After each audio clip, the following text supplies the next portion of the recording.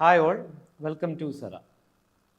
വീണ്ടും ഒരു CSIR session നമ്മളെ തൊട്ട് മുമ്പിൽ എത്തി നിൽക്കുകയാണ്. 2026 ജൂൺ സെഷന് തയ്യാറെടുക്കുന്നവരാണ് നിങ്ങളെല്ലാവരും എന്ന് ഞാൻ വിശ്വസിക്കുന്നു. പ്രിപ്പറേഷൻസൊക്കെ അവസാന ഘട്ടത്തിലായിരിക്കാം. സ്വാഭാവികമായിട്ടും പാർട്ട് ബിയും സിയും ആയിരിക്കാം നിങ്ങളിപ്പം കൂടുതൽ കോൺസെൻട്രേറ്റ് ചെയ്ത് പഠിച്ചുകൊണ്ടിരിക്കുന്നത്.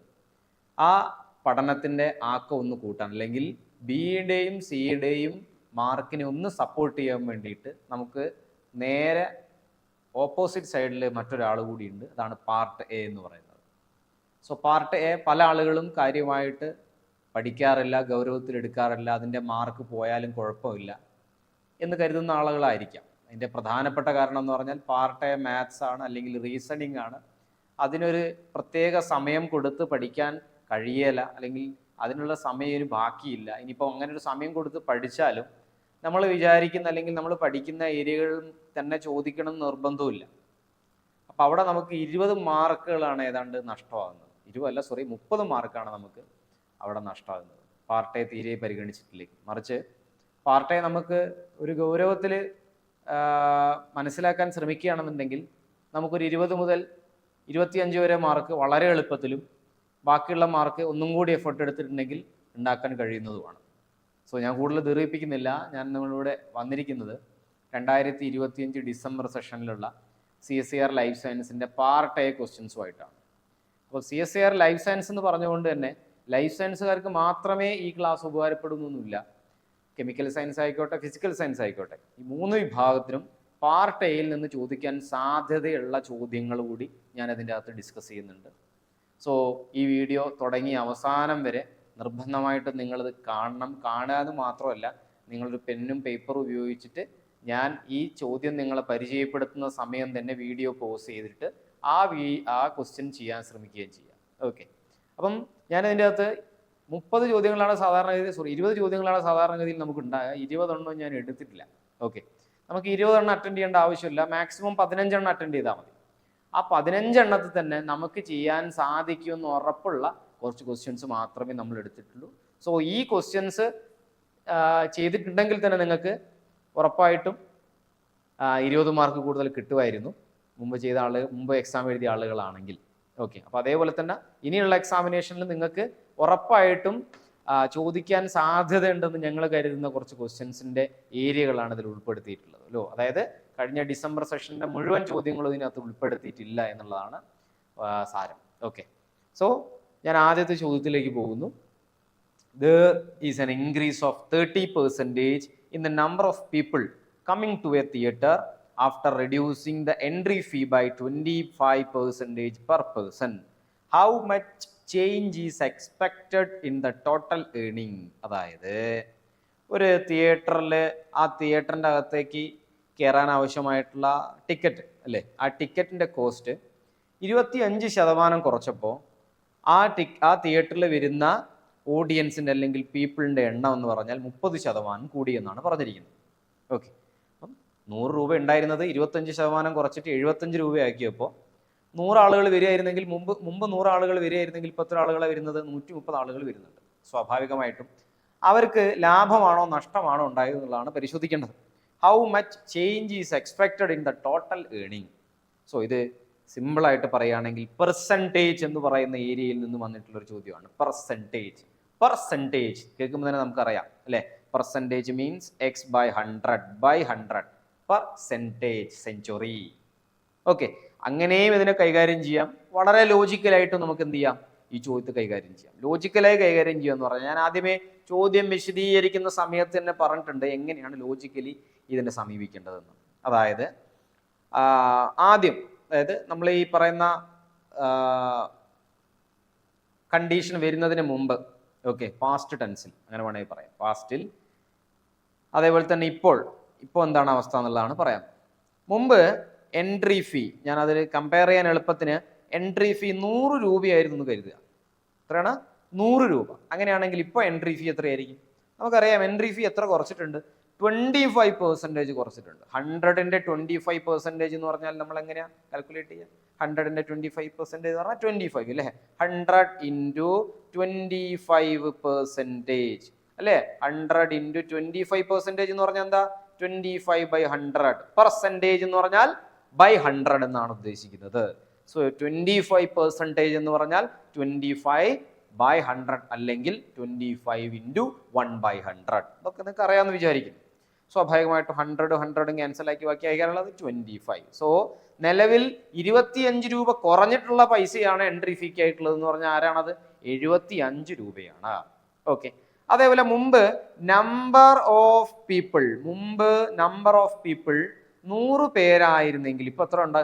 30% വർദ്ധിച്ചു എന്നാണ് പറയുന്നത്. 30% വർദ്ധിച്ചു എന്ന് പറഞ്ഞാൽ ഇപ്പൊ 130 രൂപയാണുള്ളത്. എത്രയാണ്? 130. അപ്പം 100 പേര് 100 രൂപ വെച്ചിട്ട് എൻട്രി ഫീ എടുക്കുകയായിരുന്നെങ്കിൽ അവരുടെ വരുമാനം എത്രയായിരിക്കും? നിങ്ങൾ ആലോചിച്ച് നോക്കി. 100 into 100 that is equal to 10,000 അല്ലേ? റെഡി അല്ലേ? യെസ്. 100 into 100 10,000. ഇപ്പൊ എത്രയാ? 75 രൂപ വെച്ച് 130 പേരാണ് ടിക്കറ്റ് എടുക്കുന്നത്. സ്വാഭാവികമായിട്ട് അവരുടെ ടോട്ടൽ ഏണിങ്സ് എത്രയാ? ഏണിങ്സ് എന്നാണ് കൊടുക്കുന്നത്. ഏണിങ്സ് എത്രയാ? 130 into 75.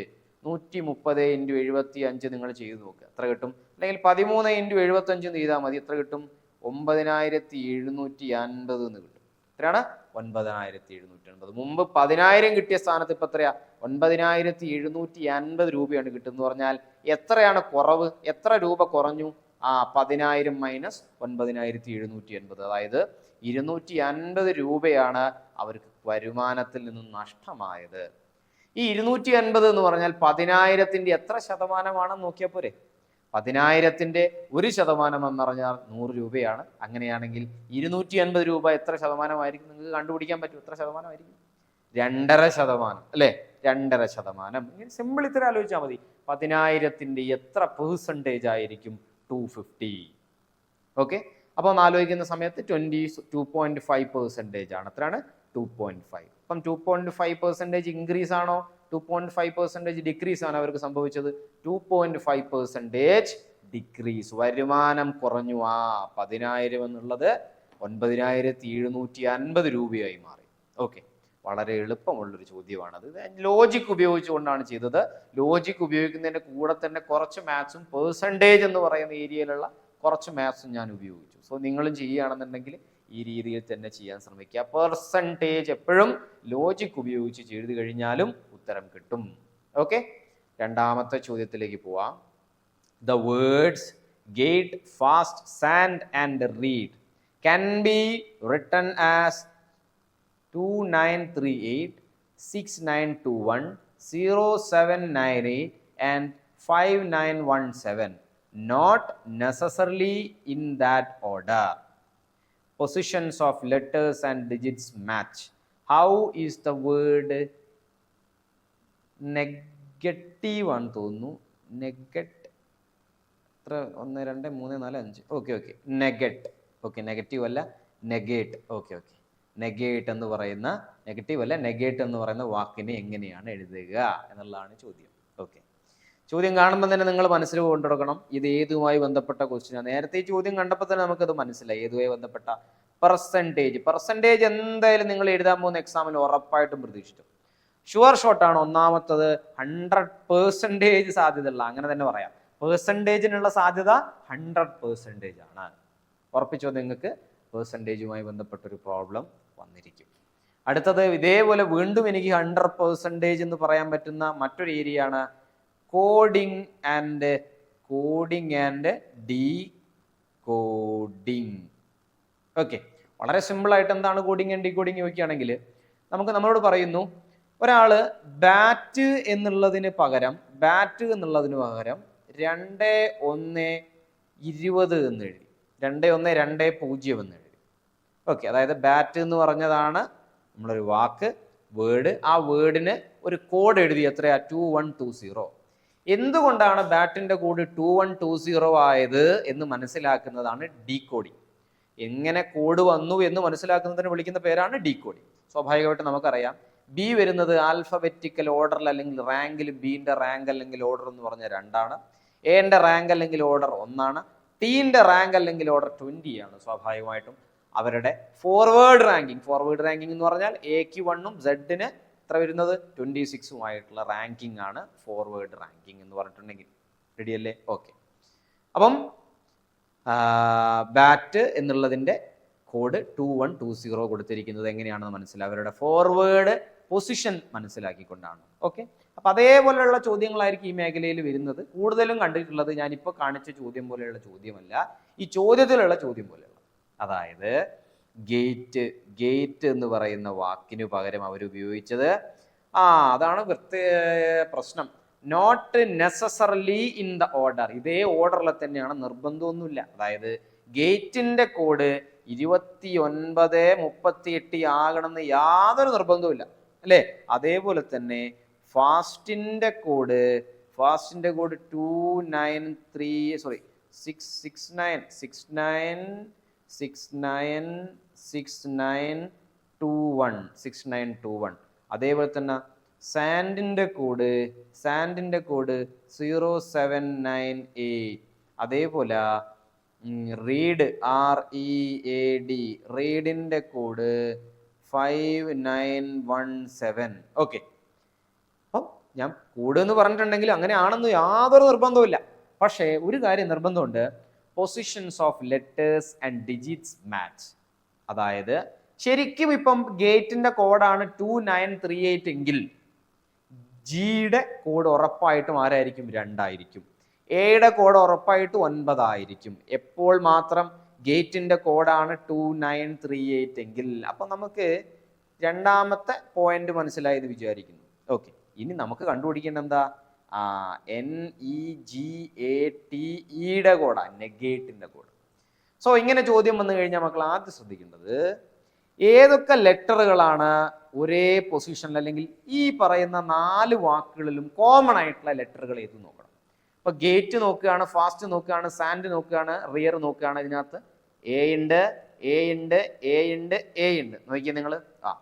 3 വേർഡുകളിൽ എ രണ്ടാമതായിട്ട് വരുന്നു, 4ാമത്തെ വേർഡിൽ എ മൂന്നാമതായിട്ട് വരും. സോ അങ്ങനെ വരുന്നതിന് കറസ്പോണ്ടിങ് ആയിട്ടുള്ള നമ്പറുകൾ ഉണ്ടോ നോക്കുക. അതായത് 3 നമ്പറുകൾ തന്നിട്ടില്ലേ? ഈ 3 നമ്പറുകളിൽ ഏതെങ്കിലും 3 നമ്പറുകളിൽ രണ്ടാമത്തെ പൊസിഷനിൽ സെയിം നമ്പർ വരുന്നുണ്ടോ, സെയിം ഡിജിറ്റ് വരുന്നുണ്ടോ, നമ്പറിൽ സെയിം ഡിജിറ്റ് വരുന്നുണ്ടോ എന്ന് നോക്കുക. അതേപോലെ 3ാമത്തെ നമ്പറിൽ മൂന്നാമതായിട്ട് അതേ ഡിജിറ്റ് തന്നെ ആവർത്തിക്കുന്നുണ്ടോ എന്ന് നോക്കുക. നമ്മൾ നോക്കുമ്പോൾ എന്താ സംഭവിക്കുക? 999. 3 നമ്പറുകളിൽ സെക്കൻഡ് ഡിജിറ്റ് ആയിട്ട് വരുന്നത് ആരാ? 9 ആണ്. സ്വാഭാവികമായിട്ടും എ എന്ന് പറയുന്ന ലെറ്ററിന്റെ കോഡ് ഏതായിരിക്കും? 9 ആയിരിക്കും. സ്വാഭാവികമായിട്ടും എന്റെ കോഡ് ഏതാ? 9. സോ 1 2 3 4ാമത്തെ ലെറ്ററിന്റെ കോഡ് 9 ആണ്. അങ്ങനെ ഏതെങ്കിലും ഓപ്ഷൻ ഉണ്ടോ നോക്കിയേ. ഈ ഓപ്ഷൻ ഉണ്ട്. ഈ ഓപ്ഷൻ ഉണ്ടോ? ഇല്ല. അപ്പൊ 2 നമുക്ക് ക്യാൻസൽ ചെയ്യാം. പിന്നെ ആരാ ഉള്ളത്? മൂന്നാമത്തതാ, ഇതുണ്ട് അല്ലേ? ഇതുണ്ടോ? ഇതില്ല. ഇതും നമുക്ക് ക്യാൻസൽ ചെയ്യാം. So option ഏതായിരിക്കാം? 1 അല്ലെങ്കിൽ 3 ആയിരിക്കാം.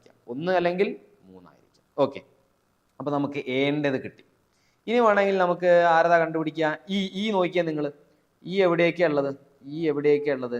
ഈ ഒരു നമ്പറിന്റെ ലാസ്റ്റും ഉണ്ട്, അടുത്തത് ഒരു നമ്പറിന്റെ സെക്കൻഡും ഉണ്ട്. അപ്പൊ നമ്മൾ ആ നമ്പറിനെ നോക്കി, ഈ ഉള്ളത് ഒരു നമ്പറിന്റെ ലാസ്റ്റ് ഏതൊക്കെയുള്ളത്? ഒരു നമ്പറിന്റെ ലാസ്റ്റും ഒരു നമ്പറിന്റെ സെക്കൻഡുമുള്ള ഡിജിറ്റ് ഏതാ?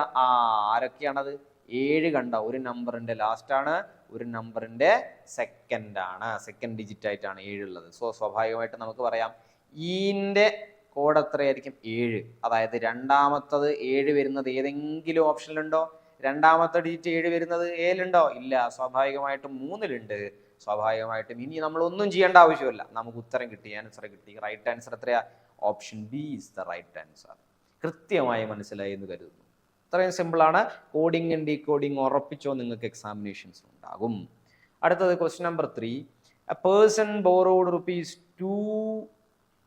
₹2,500 for 2 years and ₹2,000 for 3 years with the same simple interest rate.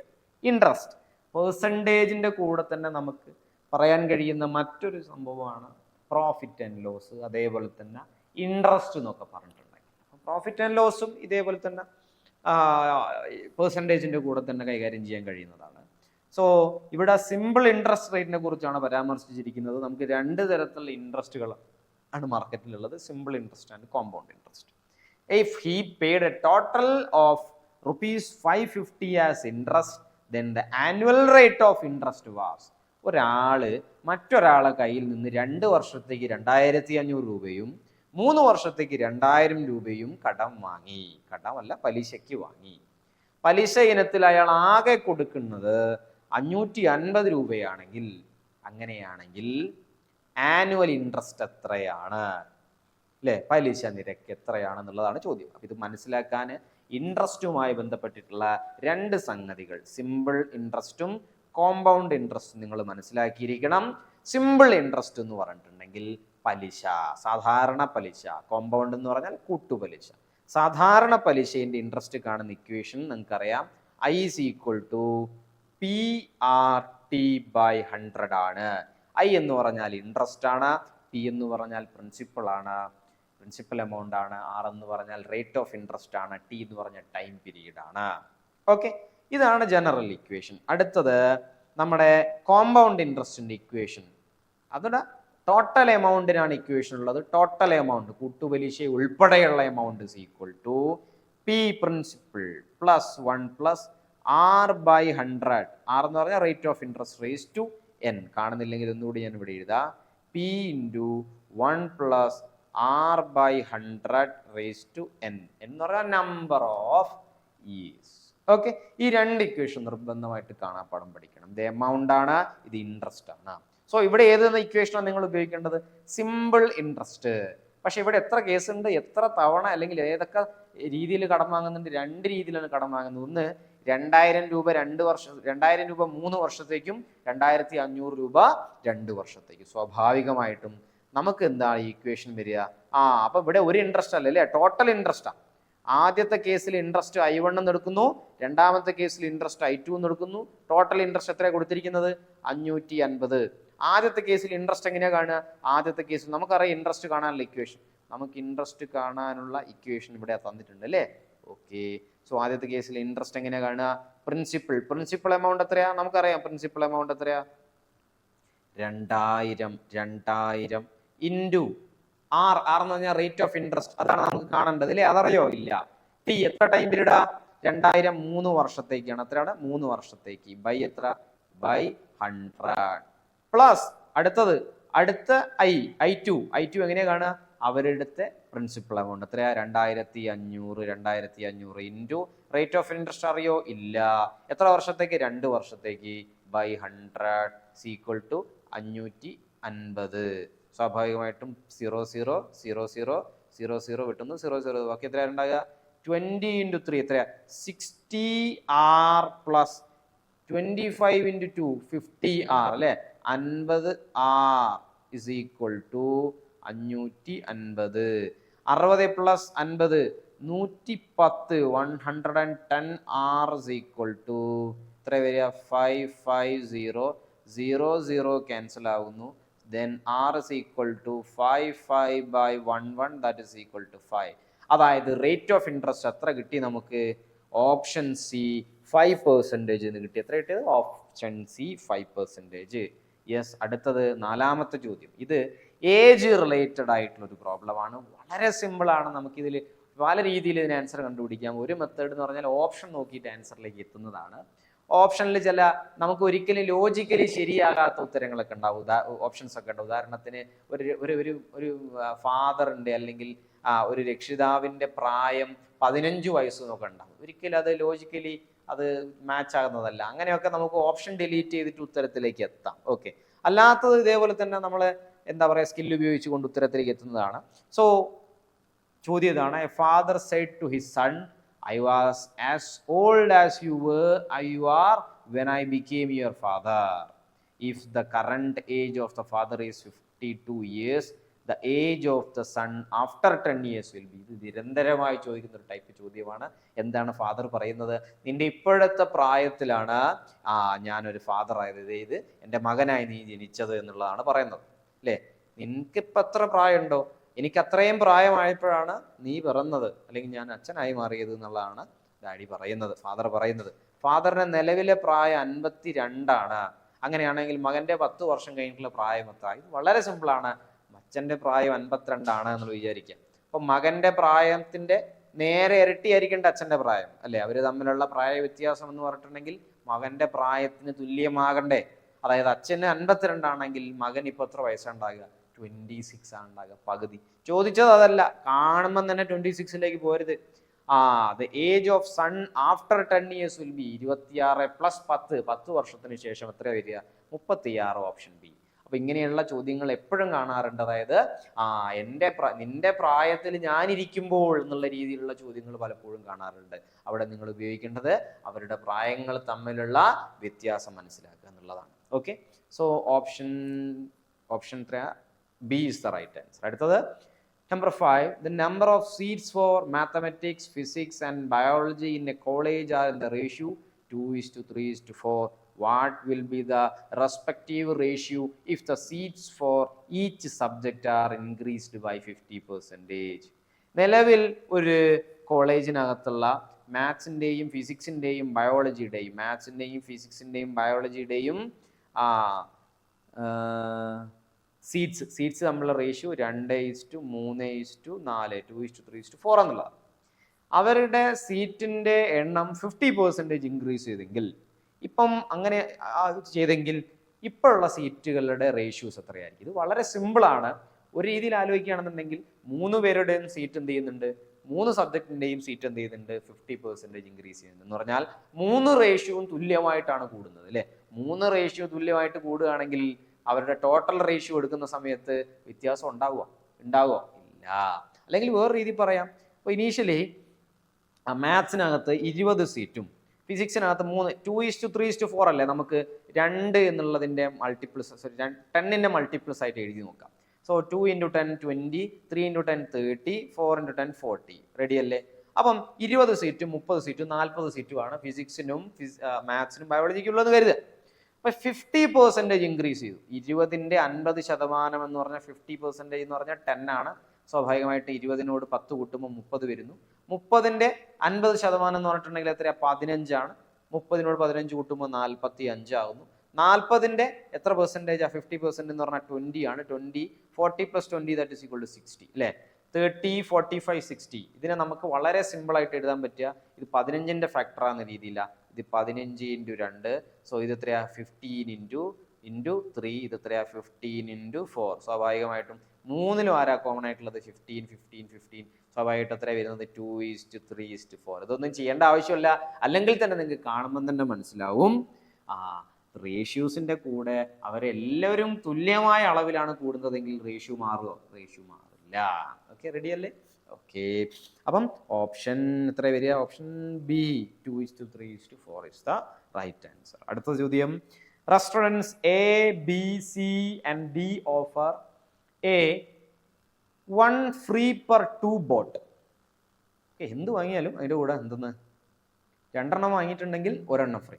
2 എണ്ണം മേടിച്ചു കഴിഞ്ഞാൽ എ എന്താ ചെയ്യുന്നത്? 2 എണ്ണം വാങ്ങിയിട്ടുണ്ടെങ്കിൽ 1 എണ്ണം ഫ്രീ.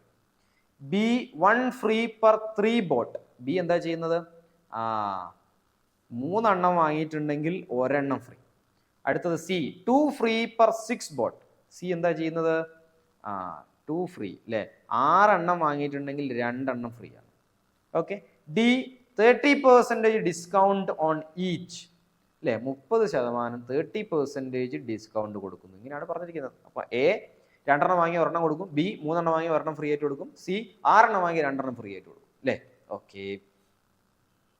അപ്പൊ ക്വസ്റ്റ്യൻ വരുന്നത്, ഏത് റെസ്റ്റോറൻറ്റിൽ നിന്നാണ് എനിക്ക് ഏറ്റവും കുറഞ്ഞ വിലയിൽ 8 മോക്ടെയിലുകൾ കിട്ടുക എന്നുള്ളതാണ് ചോദ്യം. ഓക്കെ, സ്വാഭാവികമായിട്ട് അവരുടെ പ്രൈസ് തമ്മിൽ നമുക്ക് കമ്പയർ ചെയ്യേണ്ടതുണ്ട്. സോ റെസ്റ്റോറൻറ്റ് എ എന്താ ചെയ്യുന്നതെന്ന് പറയും. അപ്പം വേറൊരു കാര്യം കൂടി ഉണ്ട്. ഈ എല്ലാ റെസ്റ്റോറൻറ്റിനകത്തും സെയിം പ്രൈസ് ആണ്, സെയിം മാർക്കഡ് പ്രൈസ് എവരിവെയർ. അപ്പോൾ എ എന്ന് പറയുന്ന റെസ്റ്റോറൻറ്റിനകത്ത് ഒരു മോക്ടെയിലിന് 100 രൂപയാണെങ്കിൽ ബിയിലും സിയിലും ഡിയിലും ഒക്കെ എന്ത് ചെയ്യുന്ന 100 രൂപയാണ്. സോ എനിക്ക് 8 മോക്ടെയില് ഏറ്റവും കുറവ് എവിടെ നിന്നാണ് കഴിക്കാൻ പറ്റുക എന്നുള്ളതാണ് ചോദ്യം. ഓക്കെ, അപ്പൊ ഞാൻ വളരെ സിമ്പിൾ ആയിട്ട് പറയാ, ഒരു മോക്ടെയിലിന് 100 രൂപ തന്നെയാണ് കരുതി. അപ്പോൾ എയിൽ എനിക്ക് 8 മോക്ടെയിൽ കഴിക്കണം എന്നുണ്ടെങ്കിൽ എത്ര രൂപ ചെലവാക്കണം? ഞാൻ 2 എണ്ണം വാങ്ങുമ്പോൾ എനിക്ക് എന്ത് കിട്ടുന്നുണ്ട്? ഒരെണ്ണം ഫ്രീ കിട്ടുന്നുണ്ട്. അപ്പൊ 4 എണ്ണം വാങ്ങുമ്പോൾ എത്ര എണ്ണം ഫ്രീ കിട്ടും? 2 എണ്ണം ഫ്രീ കിട്ടും അല്ലേ? പോരാ, ഞാൻ എന്ത് ചെയ്യണം? വീണ്ടും 2 എണ്ണം കൂടി വാങ്ങുമ്പോൾ എന്ത് ചെയ്യണം? എനിക്ക് 2 എണ്ണം ഫ്രീ കിട്ടും. അപ്പൊ ആകെ എത്ര എണ്ണം ഫ്രീ കിട്ടും? ഞാൻ 6 എണ്ണം വാങ്ങുമ്പോൾ എനിക്ക് എത്ര എണ്ണം ഫ്രീ കിട്ടും? 4 എണ്ണം ഫ്രീ കിട്ടും അല്ലേ? ഓൾറെഡി നമുക്കറിയാം 6 + 4 10 മോക്ടെയിൽ എനിക്ക് കിട്ടും. 10 മോക്ടെയിലിന് ഞാൻ എത്ര പൈസ കൊടുക്കേണ്ടത്? 600 രൂപ കൊടുക്കണം അല്ലേ? എനിക്ക് 8 എണ്ണ വേണ്ടത്, പക്ഷെ 8 എണ്ണം എനിക്ക് മാത്രം കിട്ടുക അല്ല. 8 എണ്ണം എങ്ങനെ കിട്ടും എന്നറിയോ? നിങ്ങൾ ഇങ്ങനെ ആലോചിച്ച് നോക്കിയാൽ മതി. ഇവിടെ 2 എണ്ണം, എന്റെ കാര്യമാണ് ഞാൻ പറയുന്നത്. എയിൽ നമ്മൾ 2 എണ്ണം വാങ്ങുന്നു, നമുക്ക് ഒരെണ്ണം ഫ്രീ കിട്ടും. വീണ്ടും 2 എണ്ണം വാങ്ങുന്നു, ഒരെണ്ണം ഫ്രീ കിട്ടും. റെഡി അല്ലേ? അപ്പൊ എത്ര എണ്ണമായി? ആകെ 4, 6 എണ്ണമായി അല്ലേ?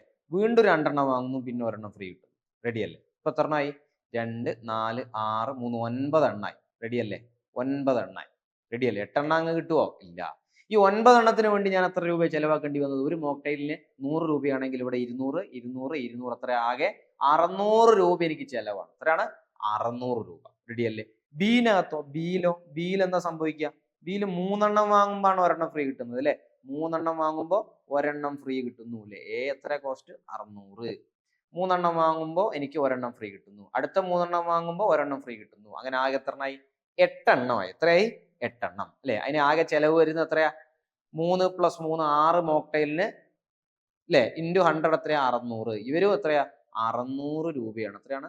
600 രൂപ. 600 ആണ് 8 മോക്ടെയിൽ എനിക്ക് ഇവിടെ ചെലവ്. അടുത്തത് സിയിൽ എന്താ സംഭവിക്കുന്നത്? 6 എണ്ണം വാങ്ങുമ്പോൾ 2 എണ്ണം എന്ന് പറഞ്ഞാൽ 3 എണ്ണം വാങ്ങുമ്പോൾ 1 വാങ്ങുന്നത് പോലെ തന്നെയല്ലേ 6 എണ്ണം വാങ്ങുമ്പോൾ 2 എണ്ണം കിട്ടുന്നത് അല്ലേ? സ്വാഭാവികമായിട്ടും അവിടെ എനിക്ക് എത്രയായിരിക്കും ചെലവ് വരിക? 600 രൂപ. അതാ ഇതേപോലെ തന്നെ കണ്ടീഷൻ അല്ലേ ഇത്? 600 രൂപ. ഇനി ഡീൽ എന്താ? 30% കുറവാ, ഡിസ്കൗണ്ടാ. എന്ന് പറഞ്ഞാൽ 100 എന്നുള്ള സാധനം എത്രയും 30% കുറഞ്ഞിട്ട് 70 രൂപ. 70 ഇൻറ്റു എത്ര എനിക്ക് കഴിക്കേണ്ടത്? 8 മോക്ടെയിൽ. 70 ഇൻറ്റു 8 എത്ര? 560 രൂപ മാത്രമേ ആകുന്നുള്ളൂ അല്ലേ? 70 ഇൻറ്റു 8 560 രൂപ മാത്രം. ബാക്കി എല്ലായിടെയും 600 ആണെങ്കിൽ ഇവിടെ മാത്രം 560. So option D is the right answer. Then അടുത്തത് 7ാമത്തെ ചോദ്യമാണ്. സച്ചിൻ സീസ് 1/4 of his body height when standing in front of a vertical mirror of 20 centimeters from it. How much of his body will he see if he steps back and stands 40 centimeters from the mirror? നല്ലൊരു ചോദ്യം. ഒരു vertical എന്ന് പറഞ്ഞാൽ plain mirror ആയിരിക്കും ഉദ്ദേശിക്കുന്നുണ്ടായ. Plain മിററിന്റെ മുമ്പിൽ ഒരാൾ നിൽക്കുന്നു. എത്ര സെന്റിമീറ്റർ അകലെ നിൽക്കുന്നത്? 20 സെന്റിമീറ്റർ അല്ലേ? അല്ലേ? പ്ലെയിൻ സോറി, മിറർ ഇത്രയേ ഉള്ളൂ എന്ന് വിചാരിക്കും. ഇത്രയേ ഉള്ളൂ മിറർ. റെഡിയാണ്? ഇത്രയേ ഉള്ളൂ മിറർ. മിററിന് മുമ്പിൽ അയാൾ നിൽക്കുകയാണ്. അയാൾ 20 സെന്റിമീറ്റർ ആണ്. അയാൾ എത്ര ഭാഗമാണ് കാണുന്നത്? 1/4 ആണ് മിററിൽ കാണുന്നത്. അങ്ങനെയാണെങ്കിൽ അയാൾ 40 സെന്റിമീറ്റർ ദൂരത്തിൽ നിൽക്കുകയാണെങ്കിൽ എത്രയാണ്? 40 സെന്റിമീറ്റർ ദൂരത്തിൽ നിൽക്കുകയാണെങ്കിൽ അയാൾ എത്ര ഭാഗമാണ് കാണുക എന്നുള്ളതാണ് ചോദ്യം. ഒരു തർക്കമില്ല. ബാക്കോട്ട് പോകുന്നതിനനുസരിച്ച് അയാൾ വലുതാവുക പ്ലെയിൻ മിററിൽ? അയാൾ എൻലാർജ് ചെയ്യപ്പെടുക? ഇല്ല, ഒരു തർക്കമില്ല. അയാൾ മുമ്പ് എത്ര ആണോ അയാളെ എത്ര ഭാഗമാണ് അയാളത് കാണുന്നത്, അത്രയും ഭാഗം പിന്നീടും കാണുന്നു പറഞ്ഞാൽ എത്ര തന്നെയായിരിക്കും? 1/4 തന്നെയായിരിക്കും. ചിത്രം കണ്ടു കഴിഞ്ഞാൽ നിങ്ങൾക്ക് അറിയാം അല്ലേ? ചിത്രം കാണുമ്പോൾ തന്നെ നമുക്കറിയാം. അയാൾ പിറകോട്ട് പോയി എന്ന് വിചാരിച്ച് നിങ്ങൾ ചെറുതായി വരുമോ? നിങ്ങൾ ഇങ്ങനെ ചുരുങ്ങി ചുരുങ്ങി ചുരുങ്ങി അല്ലേ കണ്ണാടിന്റെ ഉൾഭാഗത്ത് മൊത്തം കാണുന്ന രീതിയിലാവുമോ? ആകില്ല.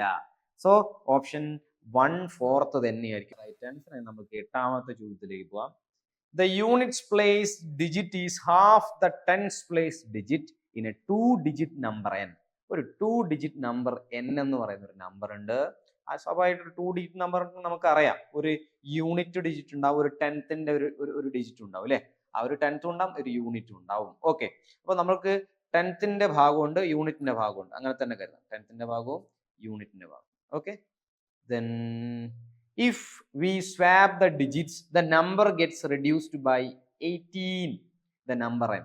അങ്ങോട്ടും ഇങ്ങോട്ടും മാറ്റിക്കഴിഞ്ഞാൽ ഇപ്പൊ ടി എന്നുള്ളിടത്ത് യുവും യു എന്നുള്ളിടത്ത് ടിയും ആയി മാറ്റിക്കഴിഞ്ഞിട്ടുണ്ടെങ്കിൽ എത്രയായി മാറും? Get reduced by 18. 18 ആയിട്ട് കുറയുന്ന പറഞ്ഞാൽ അവർക്കിടയിലുള്ള വ്യത്യാസം എത്ര വരും? 18 ആവും. അങ്ങനെയല്ലേ പറഞ്ഞിരിക്കുന്നത്?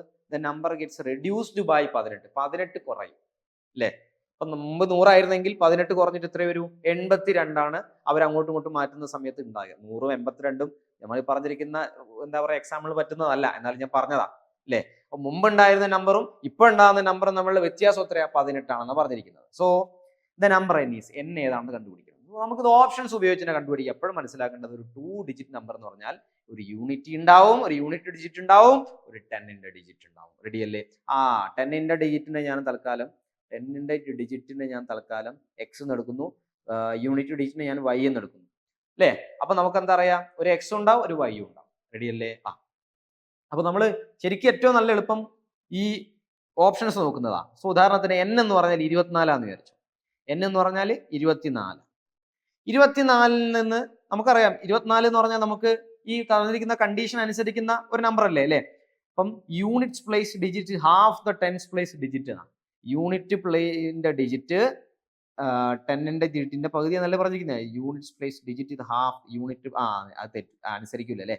എന്നെ നമ്മൾ പറഞ്ഞ കണ്ടീഷൻ അനുസരിക്കോ? ഇല്ല. നേരെ തിരിച്ചായിരുന്നെങ്കിലോ 42 ആണെങ്കിൽ അനുസരിക്കൂല. എന്താ പറഞ്ഞിരിക്കുന്നത്? യൂണിറ്റിയുടെ ഡിജിറ്റ് അല്ലെ, യൂണിറ്റ്സ് പ്ലേസിന്റെ ഡിജിറ്റ് ടെൻസ് പ്ലേസിന്റെ ഡിജിറ്റിന്റെ പകുതിയാണ്. 4ന്റെ പകുതി അല്ലേ 2 അല്ലേ.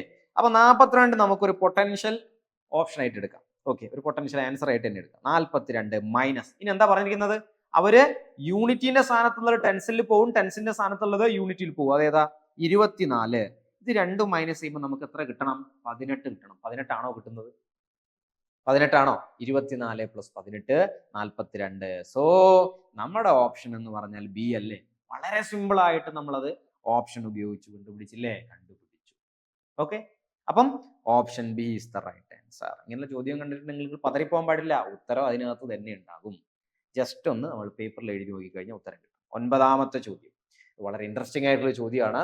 ഇത് കുറച്ച് ലെങ്തി ചോദ്യം കൂടിയാണ്. A boatman has to carry a dog, a cat and a container full of milk to the other bank one at a time.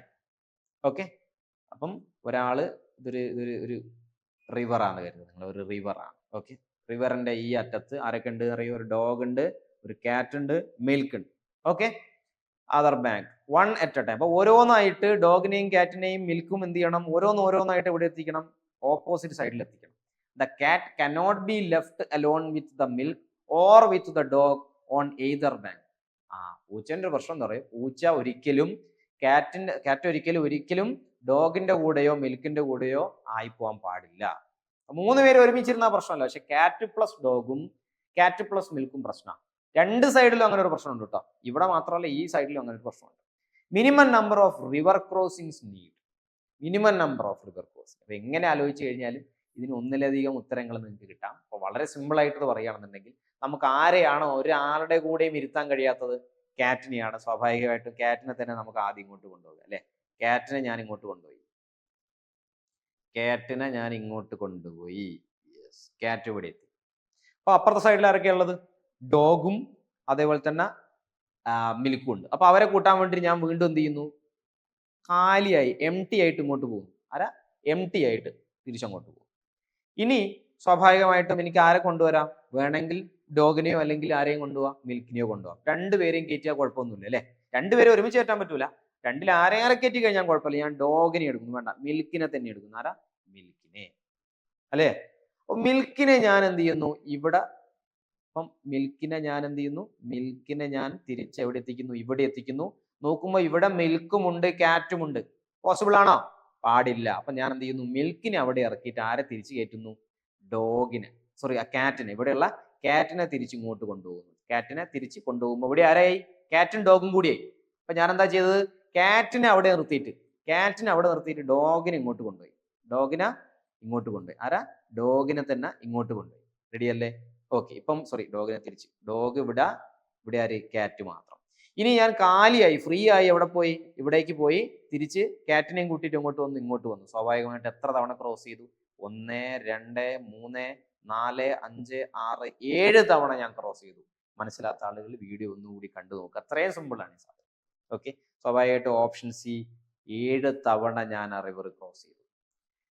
അടുത്ത ചോദ്യം. An auditorium has 8 seats in the first row with every row having 4 more seats than the one before it.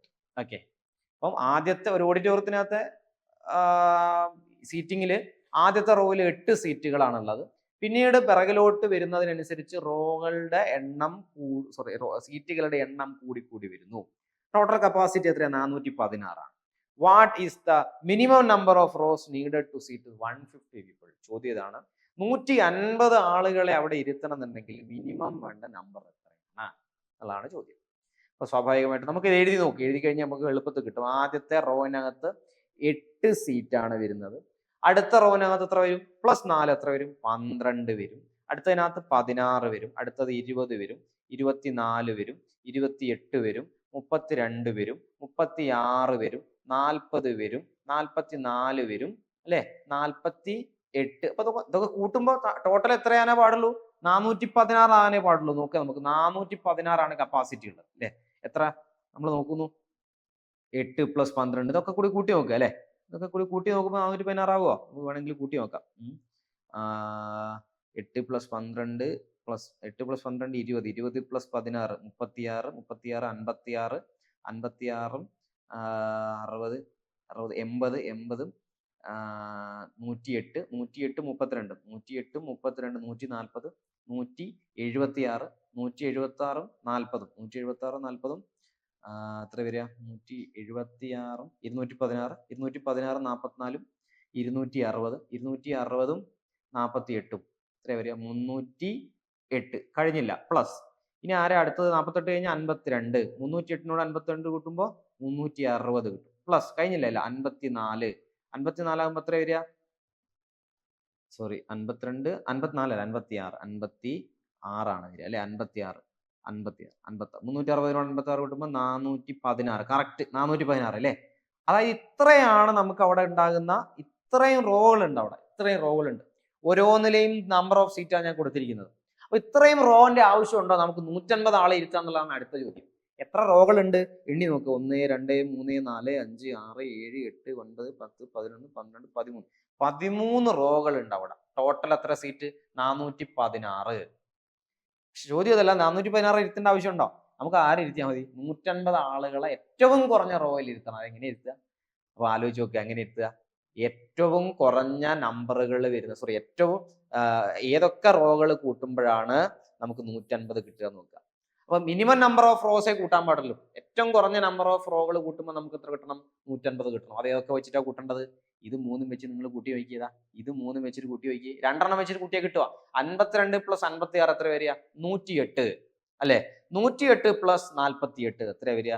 160 something. Sorry, 60 അല്ല, 108 + 40 140 156, അല്ലെ? 156 വരും. 156 150 കൂടുതൽ ആളുകളെ നമുക്ക് ഇരുത്തിക്കൂടെ? 156 ആളുകളെ ഈ 3 റോയിൽ തന്നെ നമുക്ക് ഇരുത്താൻ പറ്റും. നമുക്ക് എത്ര ഇരുത്തിയാൽ മതി? 150 ആളെ തന്നെ ഇരുത്തിയാൽ മതി. റെഡിയല്ലേ? സ്വാഭാവികമായിട്ടും ഇവിടെ ആൻസർ എത്രയാണ് വരിക? 3 ആണ് വരിക. കൃത്യമായിട്ട് മനസ്സിലായി എന്ന് വിചാരിക്കുന്നു. കൺഫ്യൂഷൻ ഉണ്ടെങ്കിൽ ഒരു തവണ കൂടി നിങ്ങളെ വീഡിയോ കണ്ടാൽ മതി, നിങ്ങൾക്ക് കൺഫ്യൂഷൻ മാറി. ഓക്കെ, റെഡിയല്ലേ? സ്വാഭാവികമായിട്ടും അടുത്ത ചോദ്യം. With the only match left between teams B and C in a tournament where A win fetches 2 points and a loss none. Team A observes it becomes champion with more points than any other team if B wins, but not necessarily if B loses. Then അതായത് ഒരു ടൂർണമെന്റിന്റെ കാര്യമാണ് പറയുന്നത്. ആരൊക്കെ ഉണ്ട് ടൂർണമെന്റിൽ? എയും ഉണ്ട്, ബിയും ഉണ്ട്, സിയും ഉണ്ട്. ടൂർണമെന്റിൽ ജയിക്കുകയാണെങ്കിൽ 2 പോയിന്റ് കിട്ടുന്ന പറഞ്ഞിരിക്കുന്നത്, അല്ലേ? വിത്ത് മോർ പോയിന്റ് അങ്ങനെയല്ലേ പറഞ്ഞിരിക്കുന്നത്? അങ്ങനെയല്ല, 2 പോയിന്റ് കിട്ടുന്ന പറഞ്ഞിട്ടില്ല. Tournament with win fetches win 2 points and loss none എന്ന് പറഞ്ഞാൽ വിൻ ആണെങ്കിൽ 2 പോയിന്റ്, ലോസ് ആണെങ്കിൽ 0, കൂടുതലല്ല കുറയല്ല. സ്വാഭാവികമായിട്ടും ബി ജയിക്കുകയാണെങ്കിൽ B win and C loss ആണ്. അങ്ങനെയാണെങ്കിൽ എ ആരാവും? ചാമ്പ്യൻ ആകും എന്നാണ് പറഞ്ഞിരിക്കുന്നത്. എ ആരാകും?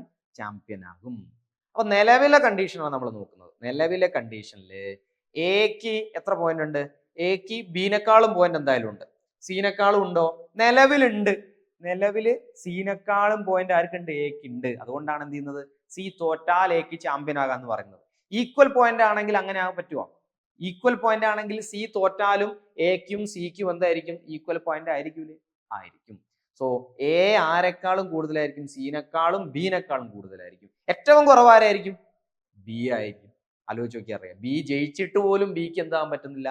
ചാമ്പ്യൻ ആകാനോ എന്റെയോ സിന്റെയോ എടുത്തെത്താൻ പോലും കഴിയുന്നില്ല. സ്വാഭാവികമായിട്ട് 1ാം സ്ഥാനത്ത് ആരായിരിക്കും? എ ആയിരിക്കും. 2ാം സ്ഥാനത്ത് സി ആയിരിക്കും. 3ാം സ്ഥാനത്ത് ആരായിരിക്കും? ബി. നിലവിലാണ്. ഇനി ബി ജയിക്കുകയാണെങ്കിൽ നമുക്കറിയാം. ഉദാഹരണത്തിന് എക്ക് നിലവിൽ 6 പോയിന്റ് ആണെന്ന് വിചാരിച്ചോ. സിക്ക് എത്ര പോയിന്റ് ആയിരിക്കും? നേരെ 2ാം സ്ഥാനത്ത് പറഞ്ഞാൽ 4 പോയിന്റ്. 2ന്റെ മൾട്ടിപ്പിൾ ആണല്ലോ പോയിന്റ് വരിക. ബിക്ക് അങ്ങനെയാണ് എത്ര പോയിന്റ് ആയിരിക്കും? 2 പോയിന്റ്, അല്ലെ? സി ജയിക്കുകയാണെങ്കിലോ, സി ജയിക്കുകയാണെങ്കിൽ ഈ 4 എന്നുള്ള എത്രയാവും, 6 ആവും. അപ്പം എക്കും സിക്കും എന്തായിരിക്കും, ഒരേ പോയിന്റ്. അതുകൊണ്ടാണ് പറഞ്ഞിരിക്കുന്നത് സി ജയിക്കുകയാണെങ്കിൽ എ ചാമ്പ്യൻ ആണെന്ന് നിർബന്ധമൊന്നുമില്ല. മറിച്ച് ബി ആണ് ജയിക്കുന്നതെങ്കിൽ ബിന്റെ പോയിന്റ് എത്രയാവും, 4 പോയിന്റ്. സിന്റെ പോയിന്റ് എത്ര, 4. എന്റെ പോയിന്റ് എത്ര, 6. ആര് ചാമ്പ്യൻ ആവും, എ ചാമ്പ്യൻ ആവും അല്ലെ. നിലവിൽ ഇതാണ് കണ്ടീഷൻ. എക്ക് 6, ബിക്ക് 2, സിക്ക് 4. അങ്ങനെയാണെങ്കിൽ കണ്ടീഷൻ നോക്കാം. Then A is leading B by 1 point. 1 point ആണോ, അല്ല. B is leading C by 1 point ആണോ, അല്ല. B is leading C by at least 2 points. B leading ആണോ, അല്ല. A is leading C by most 2 points. A C-നെ lead ചെയ്യുന്നു എത്ര പോയിന്റിന് വ്യത്യാസത്തിൽ, 2 പോയിന്റ് വ്യത്യാസത്തിൽ. So option D is the right answer. അടുത്ത ചോദ്യം വളരെ സിമ്പിൾ ആയിട്ടുള്ള ചോദ്യമാണ് തോന്നുന്നു, വായിക്കുമ്പോൾ തന്നെ. A box contains 20 black, 22 white and 24 red socks. എത്രയാണ്, 20 black, 22 white, 24 red. 20 black, 22 white, 24 red. If a person draws socks at random one by one without looking, okay, ആ കണ്ടെയ്നറിൽ നിന്ന് ഒരാൾ നോക്കാതെ ഓരോ സോക്സ് ആയിട്ട് എടുക്കുകയാണ്. What is the minimum number of socks she must pick to be certain of having at least one pair of black socks? ഒരു black സോക്സിന്റെ pair കിട്ടണമെന്നുണ്ടെങ്കിൽ അവര് മിനിമം എത്ര തവണ അതിൻ്റെ അകത്ത് നിന്ന് പിക്ക് ചെയ്യണം എന്നുള്ളതാണ് ചോദിക്കുന്നത്. പെയർ ആണ് പറഞ്ഞിരിക്കുന്നത്. സോ അവർ കണ്ണ് എന്താ പറയുക അടച്ചിട്ട് ആ ബോക്സിൽ നിന്നും കണ്ടെയ്നറിൽ നിന്നും എടുക്കുകയാണ് ഓരോ സോക്സ്. ആദ്യം അവർ എടുക്കുന്ന സോക്സ് ബ്ലാക്ക് ആണ് നിർബന്ധമുണ്ടോ, രണ്ടാമത് എടുക്കുന്ന നിർബന്ധമുണ്ടോ, മൂന്നാമത് എടുക്കുന്നത് ബ്ലാക്ക് ആണ് നിർബന്ധമുണ്ടോ, ഒരു നിർബന്ധമില്ല. അപ്പം ഞാൻ പറയാ, ആദ്യം എടുക്കുന്ന 22 എണ്ണവും വൈറ്റ് ആണെങ്കിലോ, വൈറ്റ് മൊത്തം തീർന്നു. 22 എടുക്കുമ്പോൾ 22 കിട്ടുന്ന ഏതാ, വൈറ്റ് ആണ്. പിന്നെ പേര് 24 തവണ എടുത്ത് നോക്കുമ്പോൾ 24 എന്താ, റെഡ് ആണ് അല്ലെ. 24 പ്ലസ് 22 40 എത്രയായി, 46 തവണ അവർ പിക്ക് ചെയ്തപ്പോഴും അവർക്ക് എന്ത് കിട്ടുന്നില്ല, ബ്ലാക്ക് സോക്സ് കിട്ടുന്നില്ല. ഇനി അവർക്ക് ബ്ലാക്ക് സോക്സ് കിട്ടുമോ, കിട്ടാൻ സാധ്യതയുണ്ടോ, ഉണ്ട്. ഇനി അവിടെ എന്ത് മാത്രമേ ഉള്ളൂ, ബ്ലാക്ക് മാത്രമേ ഉള്ളൂ. ഇനി ഒരു തവണ എടുത്തു, ഒരു പെയറായോ, ഇല്ല, ഒരു ബ്ലാക്ക് സോക്സ് ആയിട്ടുള്ളൂ. ഇനി ഒന്നും കൂടി എടുക്കുമ്പോഴേ എന്ത് ആകുന്നുള്ളൂ, സോക്സസ് ആകുന്നുള്ളൂ, അല്ലെങ്കിൽ എന്താകുന്നുള്ളൂ, പെയർ ഓഫ് സോക്സ് ആകുന്നുള്ളൂ. സ്വാഭാവികമായിട്ടും 42 പ്ലസ് 2 പിക്ക് അല്ലെ, എത്ര വരിക, 48 തവണ അവർ ട്രൈ ചെയ്യുമ്പോഴേ അവർക്ക് എന്ത് കിട്ടുന്നുള്ളൂ, at least 1 pair of black socks കിട്ടുന്നുള്ളൂ. റെഡി അല്ലേ, ഓക്കെ. അപ്പം ഇതാണ് ഞാൻ പിക്ക് ചെയ്തിട്ടുള്ള 20ൽ 12 ചോദ്യങ്ങൾ. ഇതിനകത്ത് ഗ്രാഫ് സംബന്ധമായിട്ടുള്ള ചോദ്യങ്ങൾ ഞാൻ ഉൾപ്പെടുത്തിയിട്ടില്ല. കാരണം ഗ്രാഫ് സംബന്ധമായിട്ടുള്ള ചോദ്യങ്ങൾ നിങ്ങളുടെ ഒബ്സർവേഷൻ സ്കില്ല്, അതേപോലെ തന്നെ ക്രിട്ടിക്കൽ തിങ്കിങ്, അതേപോലെ കമ്പാരിസൺ സ്കില്ല്, ഇതൊക്കെ ഉപയോഗപ്പെടുത്തി നിങ്ങൾ കണ്ടുപിടിക്കണം. അത് നമുക്ക് പഠിപ്പിച്ചു തരാൻ പറ്റില്ല. വളരെ സിമ്പിൾ അല്ലെങ്കിൽ ബേസിക് ആയിട്ട് കാര്യമാണെങ്കിൽ പറഞ്ഞുതരാം. ഗ്രാഫിന്റെ എക്സ് ആക്സിസ് ഏതായിരിക്കും, വൈ ആക്സിസ്, അതിന്റെ ആവശ്യം പോലും ഇല്ല. കാരണം അവിടെ തന്നെ കൊടുത്തിട്ടുണ്ടാവും എക്സിൽ ഏതൊക്കെയാണ്, വൈയിൽ ഏതൊക്കെയാണ്. ഓക്കെ, അത് കൂടുതൽ ഞാൻ പറഞ്ഞ പോലെ നിങ്ങളുടെ ഒബ്സർവേഷൻ സ്കില്ല് പോലെ. ഓക്കെ, അപ്പൊ ഈ 12 ചോദ്യങ്ങളല്ല, ഇനിയും ചോദ്യങ്ങൾ വരും. പിന്നെ നമുക്ക് ഉറപ്പിച്ച് പറയാൻ പറ്റുന്ന ഒരു ഏരിയയാണ് മെൻസുറേഷൻ എന്ന് പറയുന്നത്. ഓക്കെ, മെൻസുറേഷൻ എന്ന് പറഞ്ഞിട്ടുണ്ടെങ്കിൽ നിങ്ങൾക്ക് അറിയാലോ, ഏരിയയും വോളിയവും ഒക്കെ കാണുന്ന തരം ചോദ്യങ്ങളാണ്. അതിൽ 2D ഷേപ്പുകളുടെ മെൻസുറേഷൻ ഉണ്ട്, അതേപോലെ തന്നെ 3D ഉണ്ട്. ഞാനിവിടെ കുറച്ച് ഫോർമുലാസ് കൊടുത്തിട്ടുണ്ട്. നിങ്ങൾ നിർബന്ധമായിട്ട് എന്ത് ചെയ്യുക, ആ ഫോർമുലകൾ ഏറ്റവും കുറഞ്ഞ അളവിൽ പഠിച്ചു വെക്കുക. ഇതെങ്കിലും പഠിക്കുക നിങ്ങൾ. ഓക്കെ, ഇതിനകത്ത് സ്ക്വയർ, റെക്ടാങ്കിള് അല്ലെ, സ്ക്വയർ, റെക്ടാങ്കിള്, ട്രയാങ്കിള്, പിന്നെ ഇക്വലാറ്ററൽ ട്രയാങ്കിള്, പിന്നെ നമുക്ക് അടുത്തതായിട്ട് ആ സർക്കിൾ, സെമി സർക്കിൾ, ക്വാഡ്രന്റ്, ഇതൊക്കെ നിർബന്ധമായിട്ട് നിങ്ങൾ പഠിക്കണം. അതേപോലെ 3Dനകത്ത് cube, cylinder, cone, sphere, hemisphere, ഇതെങ്കിലും നിങ്ങൾ കാണാപ്പാഠം പഠിക്കണം. ഇതിന്റെ ഒക്കെ ഓരോന്നിന്റെയും വോളിയം, ഏരിയ ഒക്കെ ഞാൻ സൈഡിൽ കൊടുത്തിട്ടുണ്ട്. നിങ്ങൾക്ക് ഇത് കാണുന്നില്ലെങ്കിൽ നമ്മൾ മെസ്സേജ് അയച്ചാൽ മതി, ഞാൻ ഇതിന്റെ PDF അയച്ചു തരാം. സോ 2025 ഡിസംബർ സെഷനിലുള്ള CSIR ലൈഫ് സയൻസിന്റെ പാർട്ട് എ ചോദ്യങ്ങളിൽ നിന്നും നമ്മൾ പിക്ക് ചെയ്തിട്ടുള്ള എല്ലാവർക്കും ചെയ്യാൻ കഴിയുമെന്ന് ഞാൻ മനസ്സിലാക്കുന്ന ചോദ്യങ്ങൾ ഇത്രയാണ്. ഇത്രയും ചോദ്യങ്ങളല്ല, ഇനി ബാക്കിയുണ്ട്. പക്ഷെ അത്രയും ചോദ്യങ്ങൾ നമ്മൾ നോക്കണ്ട. ഞാൻ പറഞ്ഞ പോലെ 20ൽ 20 എണ്ണം അറ്റൻഡ് ചെയ്യാന്നുള്ള അല്ല നമ്മുടെ രീതി. നമുക്കൊരു 10 മുതൽ 15 വരെ എണ്ണത്തിന്റെ അകത്ത് എന്തായാലും ഒരു 10-12 എണ്ണമെങ്കിലും അറിയുന്നതുണ്ടാവും. ബാക്കി 3 എണ്ണം പോട്ടെ. 10 എണ്ണം എഴുതിയാൽ തന്നെ 20 മാർക്കാണ് കിട്ടുക. നിങ്ങളെ സ്കോർ അല്ലെങ്കിൽ നിങ്ങളെ റാങ്ക് മൊത്തത്തിൽ മാറ്റാൻ 20 മാർക്ക് മതി. സോ ഇനിയും ഇതേപോലുള്ള വീഡിയോകളായിട്ട് നമ്മൾ വരും. അപ്പം താല്പര്യമുണ്ടെങ്കിൽ നിങ്ങൾ നിങ്ങളുടെ സുഹൃത്തുക്കൾക്കൊക്കെ ഷെയർ ചെയ്യുക. സോ അടുത്ത തവണ കാണുന്നവരെ താങ്ക് യു.